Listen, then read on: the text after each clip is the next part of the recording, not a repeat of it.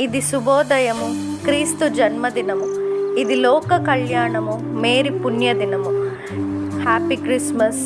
ఈ క్రిస్మస్ పండుగ రోజున లోకరక్షకుడైన యేసయ్య మన కొరకు ఏర్పాటు చేసిన పాఠ్యభాగం మత్తయి సువార్త 1వ అధ్యాయం 22-23 వచనములు. ఇదిగో, కన్యక గర్భవతి అయి కుమారుణ్ణి కనును, ఆయనకు ఇమ్మానుయేల్ అని పేరు పెట్టుదురు అని ప్రభువు తన ప్రవక్త ద్వారా పలికిన మాట నెరవేరునట్లు ఇదంతయు జరిగెను. ఇమ్మానుయేల్ అను పేరునకు భాషాంతరమున దేవుడు మనకి తోడని అర్థము. Amen. Verse of the day, Matthew chapter 1 verse 22 and 23. All this took place to fulfill what the Lord had spoken by the prophet.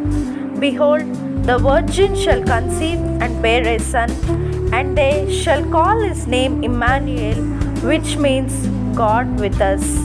Amen. సర్వోన్నతమైన స్థలములలో దేవునికి మహిమయు, ఆయనకిష్టులైన మనుషులకు భూమి మీద సమాధానము కలుగునుగాక. ఆమెన్.